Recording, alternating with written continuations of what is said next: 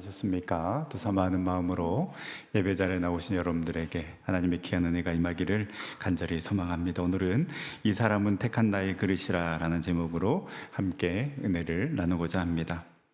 오늘 우리가 읽은 사도행전 9장은 우리가 잘 아는 것처럼 바울의 회심장이라고 알고 있습니다.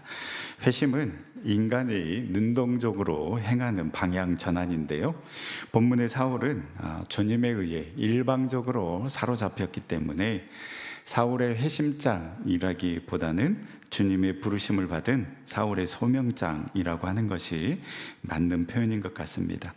기독교의 역사를 바꾼 회심, 기독교의 역사를 바꾼 부르심이기에 많은 신학자들이 이 사울의 회심, 소명에 대해서 이야기를 했는데요, 칼 바르트는 사울의 회심을 인간의 결단이 아니라 하나님이 주권적으로 개입하신 계시의 사건이다라고 이렇게 정의를 했습니다. R.C. 스프롤이라는 신학자는 바울의 회심을 하나님의 은혜가 가장 적합해 보이지 않는 인물에게까지 임한 사건이다라고 설명을 했고요, 로세라는 신학자는 바울의 회심을 율법 중심의 삶에서 그리스도의 중심의 삶으로의 극적인 전환이다라고 평가를 했습니다. 그만큼 가장 극적이면서 예상을 깬, 그러면서도 기독교 역사의 흐름을 바꾸어 놓았던 이 사울의 소명장을 묵상하며 우리에게 주는 은혜와 도전은 무엇인지 함께 생각해 보며 은혜를 나누도록 하겠습니다. 사울이 처음 등장한 것은 사도행전 7장 스데반이 순교할 때 사울이 등장합니다. 7장 58절에 보면 스데반을 돌로 친 다음 증인들이 자기들의 옷을 벗어 사울의 발 앞에 놓았을 때 사울이 등장합니다. 그리고 8장 1절에 보면 사울은 이 스데반의 죽음을 마땅히 여겼다라고 기록을 하고 있고요, 8장 3절 말씀에 보면 사울이 교회를 잔멸할 새 각 집에 들어가 남녀를 끌어다가 옥에 넘기니라. 이 잔멸하다라는 표현은 포도원에 뛰어든 멧돼지가 포도원을 마구 짓밟아 온통 쑥대밭을 만드는 형국을 묘사하는 단어입니다. 그렇기 때문에 정말로 이 사울은 내가 이 예수 믿는 사람들 쑥대밭을 만들겠다라는 그러한 그 열정, 열심, 충성을 가지고 이 예수 믿는 사람들을 잡아서 옥에 가두는 일들을 감당을 했다라는 것이죠. 오늘 우리가 읽은 본문에도 이렇게 표현합니다. 9장 1절 말씀에 보면 사울이 주의 제자들에 대하여 여전히 위협과 살기가 등등하여 대제사장에게 가서, 이 8장 3절의 표현처럼 멧돼지가 미쳐 날뛰듯 위협과 살기가 등등하여 예수 믿는 사람들을 잡아들이고 옥에 가두는 일에 앞장섰습니다. 어느 정도 열정이 있었는가, 9장 2절에 보면 다메섹 여러 해당에 가져갈 공문을 청하니 이는 만일 그 도를 따르는 사람을 만나면 남녀를 막론하고 결박하여 예루살렘으로 잡아오려 함이라. 요즘으로 말하면 체포영장이라고 할 수 있습니다. 그냥 예수 믿는 사람 무조건 잡아 가두는 그 체포영장을 가지고 다메섹에게까지 내려갔다라고 이야기하고 있습니다. 이 다메섹은 예루살렘에서 약 213km 떨어진 도시입니다. 전주에서 일산까지의 거리가 한 213km 정도 되는데요, 왕복 400km가 넘습니다. 그런데 오직 예수 믿는 사람들을 잡아 가두겠다라는 그 신념 하나로 이 거리를 위협과 살기가 등등해서 거침없이 달려간 것입니다. 사울이 그 먼 도시인 이 다메섹에 관심을 가진 이유는 스데반의 선교로 예루살렘에 큰 박해가 있었다라고 했습니다. 그래서 이 박해를 피해서 예루살렘을 떠난 그리스도인들 가운데 상당수가 이 예루살렘에서 멀리 떨어진 다메섹으로 피신을 했고, 그들에 의해서 이 다메섹의 유대인들이 주님을 영접하는 일들이 일어나게 된 것입니다. 이 소식을 들은 사울이 가만히 있어서는 안 되겠다. 그래서 그 체포영장을 들고 그 먼 거리인 다메섹까지 달려가게 된 것입니다. 여러분, 잘못된 신념, 잘못된 방향에 사로잡힌 사람은 이렇게 무섭습니다. 자기가 무엇이 잘못된 줄도 모르고 자기 열정과 자기 열심에 빠져서 움직이면 이렇게 무조건 옳다고 돌진하는 모습을 보여주게 되는 것입니다. 그래서 여러분, 뭐든지 이 극단에 위치한 사람들이 제일 무서운 사람들입니다. 극우도 마찬가지고 극자도 무서운 사람들입니다. 사울도 율법의 참 완성이신 예수 그리스도를 인정하지 않았습니다. 율법이 진리이다라고 생각한 것이죠. 본인 스스로도 그 율법을 다 지키지 못하면서 어떻게 다른 사람들을 판단하고 정죄한다는 말입니까? 여러분, 신앙생활을 하면 할수록 내 신념과 가치관이 오히려 더 굳어져서 앞으로 나아가지 못하고 늘 그 상태에 머물러 있는 사람들이 있는 반면에, 신앙생활을 하면 할수록 내 생각, 내 가치관이 잘못되었구나, 그래서 방향이 바뀌고 가치관이 바뀌어서 생각의 지경이 넓혀지고 믿음의 지경이 넓어지고 삶의 지경이 넓어지는 사람이 있습니다. 사랑하는 성도 성도 여러분, 예수님을 나의 생각에 맞추려 하지 말고 그 예수님의 생각, 예수님의 삶, 예수님의 말씀에 우리가 맞추고 변화되어서 진정 주님께서 원하시는 생각을 하고 주님께서 원하시는 삶을 살아가는 저와 여러분들이 될 수 있기를 간절히 소망합니다. 신앙생활을 하면 할수록 내 생각과 내 가치관이 정말 사라져야 되는 것입니다. 그 반대로 된다면 우리는 예수님 잘못 믿고 있는 것입니다. 예수님을 믿으면 믿을수록 내 생각, 내 가치관은 내려놓고 오직 예수님의 생각으로, 예수님의 말씀으로 채워져서 예수님이 원하시는 삶을 살아가는 우리 전생의 모든 성도님들이 다 될 수 있기를 간절히 소망합니다. 이렇게 사울처럼 극단에 있는 사람은 극적으로 예수님을 만날 수밖에 없습니다. 그래서 예수님께서 어떻게 하십니까? 3절에 보면 사울이 길을 가다가 다메섹에 가까이 이르더니 호련히 하늘로부터 빛이 그를 둘러 비치는지라. 이 예루살렘에서 다메섹까지 한 일주일 정도 걸리는데요, 그 일주일 정도 걸려서 다메섹에 거의 도착했을 때에 강력한 빛이 하늘로부터 임하게 된 것입니다. 이 다메섹은 사막으로 둘러싸인 곳이기 때문에 태양빛이 강렬했을 텐데, 사도행전 26장에서 바울은 이 장면을 회상하며 하늘로서 해보다 더 밝은 빛이 자기를 둘러 비쳤다라고 회상하고 있습니다. 바울은 그 사막의 태양보다 더 강렬한 태양의 빛과 같은 그 빛이 하늘로부터 임했다라고 이야기하고 있습니다. 사울은 이 빛으로 오신 예수 그리스도를 강력하게 만남으로 이제 그의 삶에 참 빛이 비추게 된 것입니다. 내가 믿고 따라왔던 율법이 내 삶을 인도해주는 강력한 빛이라고 생각했습니다. 그런데 진짜 내 삶을 인도하는 빛은 오직 예수 그리스도임을 사울은 깨닫게 된 것입니다. 사울에게 임한 이 빛은 구원의 빛이요, 진리의 빛이요, 소망의 빛이요, 비전의 빛이요, 사명의 빛이었습니다. 여러분이 이 빛 대신 주님을 우리도 만나고 우리도 믿을 수 있기를 간절히 소망합니다. 또 여전히 어둠 가운데 있고 어떻게 해야 할지 모르는 우리네 삶 가운데에 이 예수 그리스도라는 이 빛 대신 예수 그리스도가 우리에게 찾아옴으로 말미암아 우리의 삶의 어둠이 물러가고 갈 길을 밝히 인도함 받는 삶을 살아갈 수 있기를 소망합니다. 하나님께서 천지를 창조하실 때 태초의 세상은 혼돈하고 공허하며 흑암으로 뒤덮여 있었습니다. 이때 하나님께서 제일 먼저 하신 일이 무엇입니까? 빛이 있으라 명하셨습니다. 그 빛에 의해 카오스는 코스모스가 되었습니다. 즉 세상을 뒤덮은 혼돈과 공허, 혼돈은 질서로, 공허함은 만물의 체험으로, 흑암은 소망으로 변하게 되었습니다. 여러분, 우리의 삶도 마찬가지입니다. 혼란스럽습니다. 공허합니다. 흑암이 짙게 깔려 있는 것처럼 보이지 않는 것 같은 그러한 그 절망이 우리의 삶을 차지하고 있다 할지라도, 그러나 그 빛 대신 주님을 만나면, 그 주님을 바라본다라면 우리의 삶은 질서로, 체험으로, 소망으로 변하게 될 줄 믿습니다.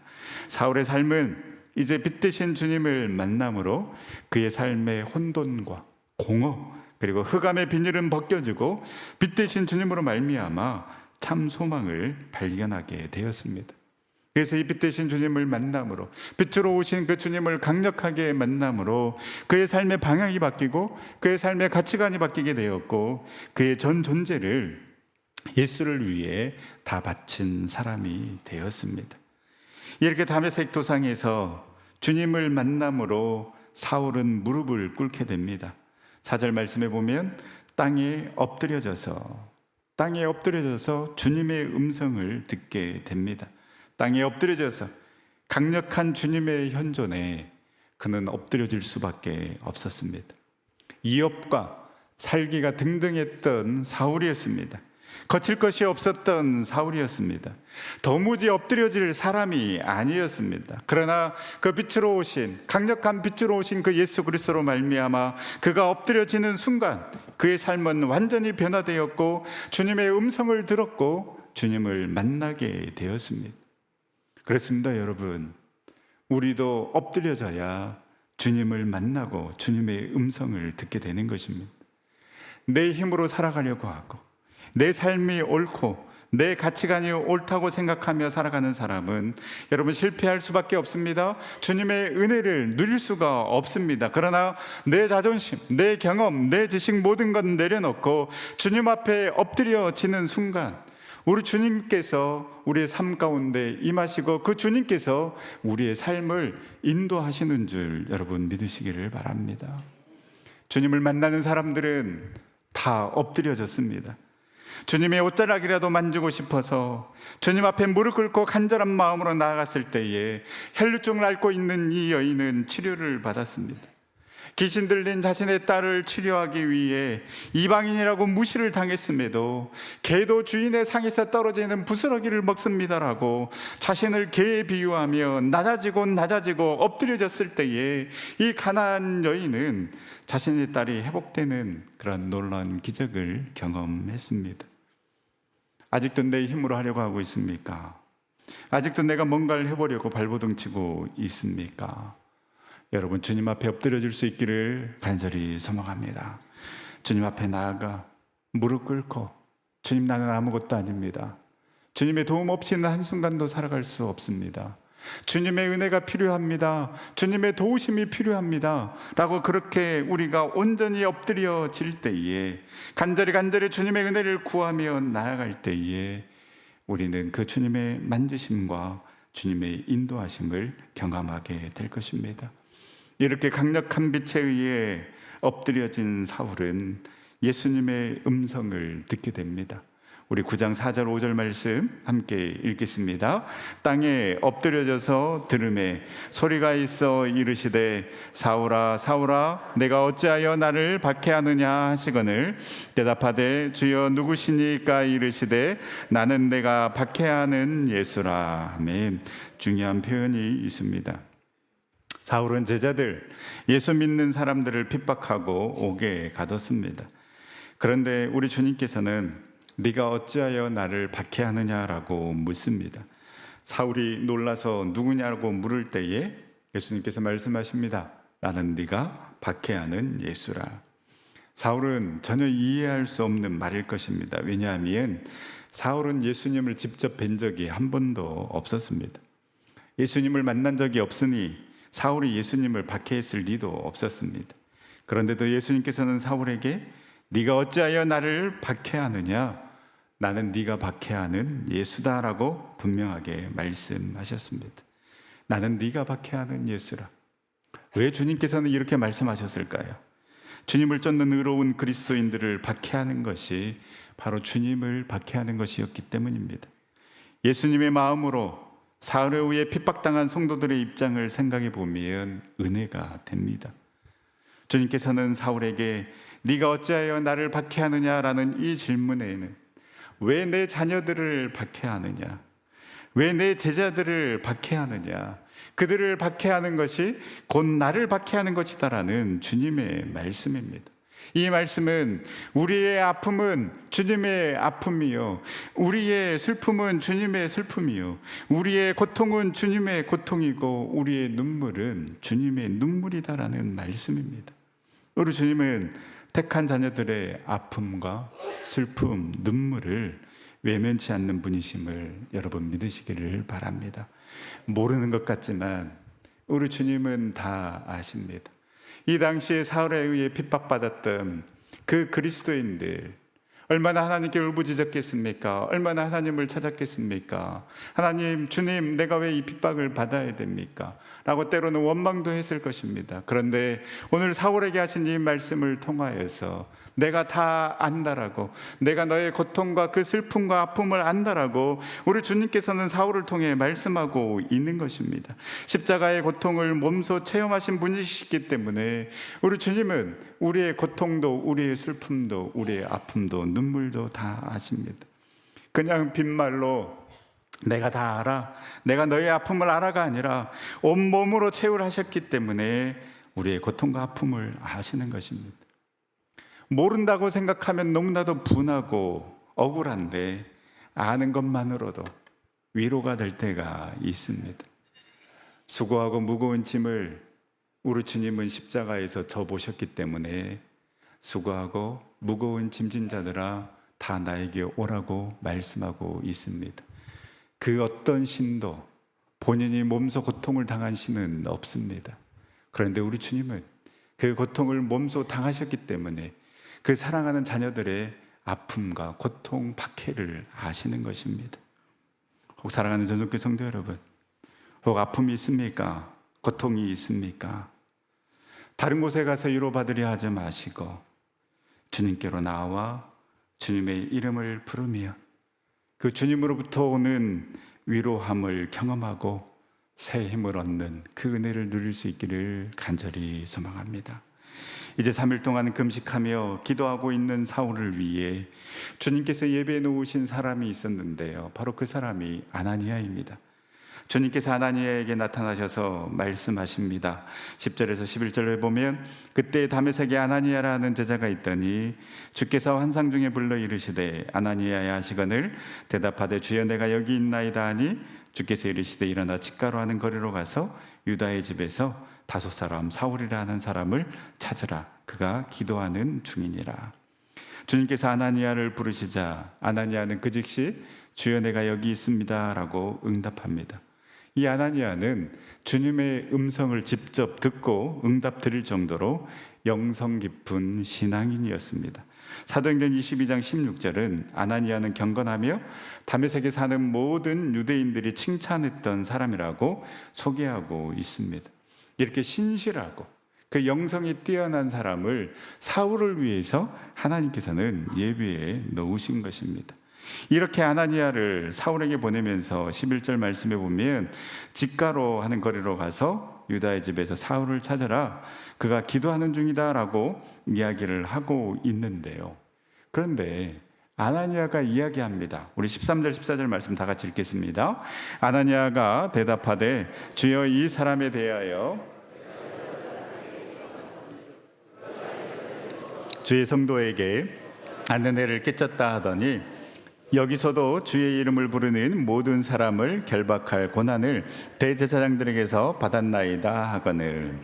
아나니아는 이 사울에 대해서 정확하게 알고 있었습니다. 그런데 다메섹에서 주님을 만난 이후의 사울에 대해서는 모르고 있었던 것이죠. 그 이후에, 그러니까 다메섹 도상에서 주님을 만난 사울에 대해서는 모르고 그 이전에 아나니아가 알고 있던, 다른 사람들을 통해서 듣고 있던 그 사울을 판단한 것입니다. 사실 아나니아도 주님이 가라고 해서 가지만 그 마음 가운데 두려운 마음도 분명히 있었을 것입니다. 이게 진짜 변화된 게 맞나? 진짜 주님을 만난 게 맞나? 안수해주러 갔다가 혹시 나도 잡히면 어떡하나? 당연히 이런 생각하지 않았겠습니까? 근데 여러분, 이 편견, 이 선입견이 참 무서운 것입니다. 우리는 사실 확인을 잘 하지 않습니다. 아나니아도 예수님께서 말씀하시는데 그 말씀에 사실 의문을 가지면서 그 사람이 이렇다던데요, 괜찮을까요? 라고 오히려 주님께 반문하고 있지 않습니까? 예수님의 말씀보다 오히려 우리가 듣고 믿고 왔던 대로 쭉 생각하고 판단하는 것이 우리의 습성입니다. 아나니아는 말합니다. 내가 여러 사람에게 듣사온즉. 들려지는 말, 그 전해지는 말로 아나니아는 사울을 평가하고 있는 것입니다. 사실 여부는 중요하지 않습니다. 이미 예수님은 이 사울이 나를 만나서 변화되었다, 지금 기도하고 있는 중이다라고 이야기를 하고 있는데, 아나니아는 여전히 그 예수님을 만나기 전 사울에 대한 이야기를 들으면서 그 편견으로 지금 예수님께 예수님 괜찮을까요? 이런 사람인데요? 라고 이야기하고 있는 것입니다. 여러분, 우리는 늘 이렇습니다. 들려지는 말, 전해지는 말만이 그 사람을 평가하고 판단하는 중요한 근거가 됩니다. 여러분, 이런 방식으로, 이런 패턴으로 우리가 얼마나 많은 사람들을 정죄하고 비난했습니까? 사실은 중요하지 않습니다. 그냥 들려지는 말에, 들려지는 소문에 그 사람이 이렇다더라, 우리가 그렇게 듣고 우리도 그렇게 판단해 버리는 것입니다. 내가 누군가를 판단하고 정죄하고 비판한다면 여러분, 나도 누군가에게 그 대상이 될 수 있음을 우리는 알아야 하는 것입니다. 우리가 비난하고 또 판단하고 정죄하는 것이 아니라 품어주고 기다려주고 믿어주는 그런 사랑의 공동체가 될 수 있기를 간절히 소망합니다. 이 아나니아 말에 우리 주님께서 무엇이라고 말씀하십니까? 15절에 주께서 이르시되 가라, 이 사람은 내 이름을 이방인과 임금들과 이스라엘 자손들에게 전하기 위하여 택한 나의 그릇이라. 다른 사람들은 어떻게 생각할지 모르지만, 그리고 맞다, 예수 믿는 사람 잡아서 옥에 가두고 죽이는데 앞장섰던 사람이었지만, 이제 사울은 새로운 피조물로 거듭난 나의 자녀요, 내 사명을 감당해야 할 내가 택한 일꾼이다라고 말씀하시면서 지체 없이 가서 사울을 만나라고 말씀하고 있는 것입니다. 이방인과 임금들과 이스라엘 자손들이란 남녀노소 빈부 귀천을 막론하고 이 세상 모든 사람들을 일컫습니다. 이 모든 사람들을 위해서 우리 주님께서는 사울을 택하셨다라는 것입니다. 택한 나의 그릇이다.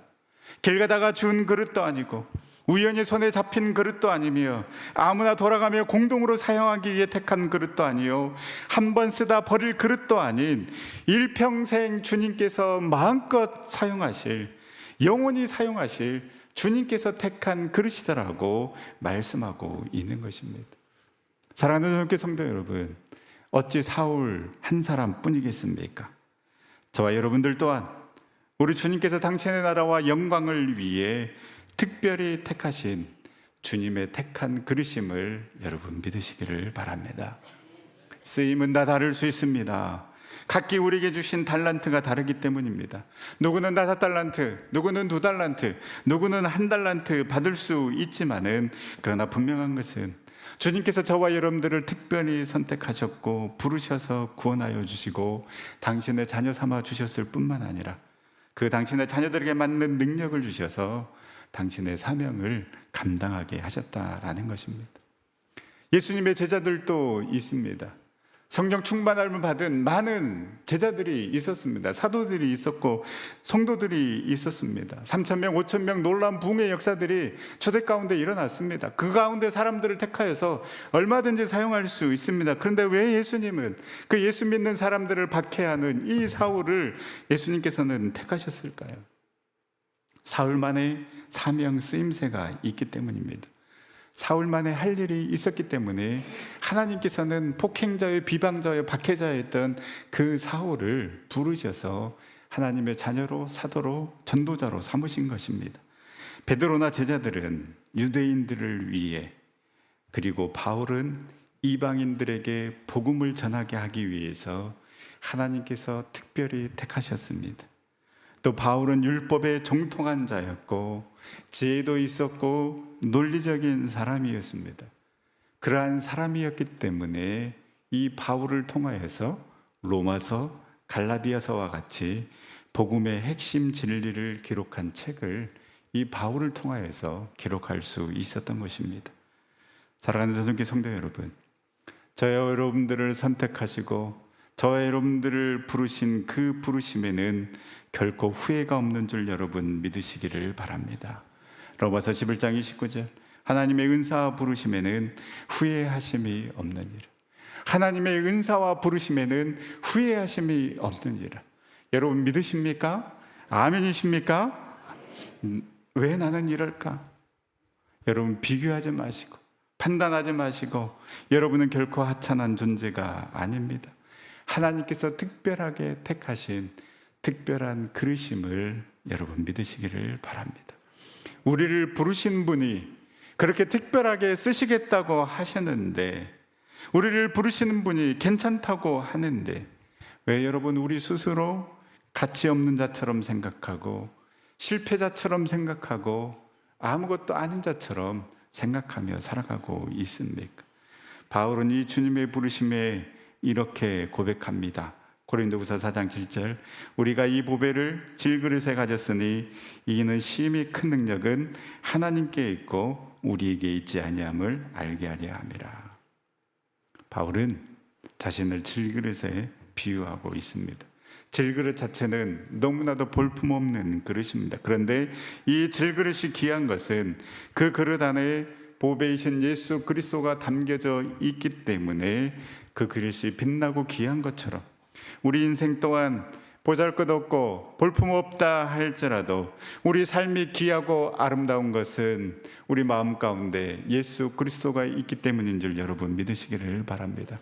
나는 질그릇에 불과하지만 너무나도 하찮은 존재이다 할지라도 그 질그릇 안에 예수 그리스도가 담겨져 있다라면 보배로운 그릇, 정말로 하나님께서 택한 그릇이 되는 것입니다.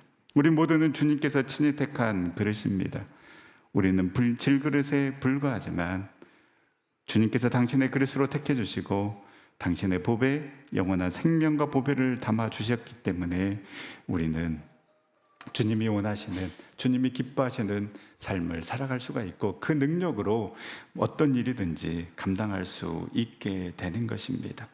질그릇에 불과한 바울이지만 그 안에 담겨져 있는 예수 그리스도를 통하여서 하나님의 기쁨이 되는 삶, 하나님이 원하시는 삶을 살아갔던 것처럼 우리도 그 질그릇에 내가 원하는 것을 담는 것이 아니라, 세상에 썩어 없어질 것을 담는 것이 아니라 오직 주님을 담아서 그 주님의 인도하심을, 주님의 일하심을 마음껏 경험하고 그 사랑 전하는 축복의 통로의 삶 살아가는 우리 전생의 모든 성도님들이 다 될 수 있기를 간절히 소망합니다. 이제 바울의 마지막 고백을 읽고, 바울의 고백을 마지막으로 읽고 마치도록 하겠습니다. 우리 고린도후서 4장 7절에서 10절 말씀 우리 다 같이 함께 읽도록 하겠습니다. 우리가 이 보배를 질그릇에 가졌으니 이는 심히 큰 능력은 하나님께 있고 우리에게 있지 아니함을 알게 하려 함이라. 우리가 사방으로 우겨쌈을 당하여도 쌓이지 아니하며 답답한 일을 당하여도 낙심하지 아니하며 박해를 받아도 버림받지 아니하며 거꾸로 트림을 당하여도 망하지 아니하고 우리가 항상 예수의 죽음을 몸에 짊어짐은 예수의 생명이 또한 우리 몸에 나타나게 하려 함이라. 아멘. 여러분, 이 삶이 질그릇에 예수 그리스도를 담은 자의 삶이며 우리를 택하신 주님의 자녀들이 살아가야 하는 삶인 줄 믿습니다. 우리에게 능력이 있는 것이 아니라 하나님에게 능력이 있습니다. 그리하기 때문에 어려움이 있고 사방에 우겨쌈을 당하고 거꾸로짐을 당하여도 우리는 우리 안에 있는 그 예수 그리스도를 통하여서 다시 일어서게 될 줄 믿습니다. 나는 부족하고 연약하지만 내 안에 예수 그리스도가 있기 때문에 그 주님을 통하여서 우리 다시금 일어서고 그 세상이 할 수 없는 놀라운 일들을 우리 함께 감당하며 귀한 사명 감당해 나가는 우리 전생의 모든 성도님들 다 될 수 있기를 간절히 소망합니다. 우리 하나님께 찬양하며 기도 자리로 나아갈 때에 하나님이 우리를 택하셨고 그 부르심에는 결코 후회하심이 없는 줄 믿습니다. 주님이 우리를 가장 좋은 길로, 의의 길로 인도하여 주실 줄 믿습니다. 우리 그 믿음을 가지고 주님, 내가 주님께로 나아가오니 우리를 사용하여 주시옵소서. 우리 함께 찬양하며 기도 자리로 나가도록 하겠습니다.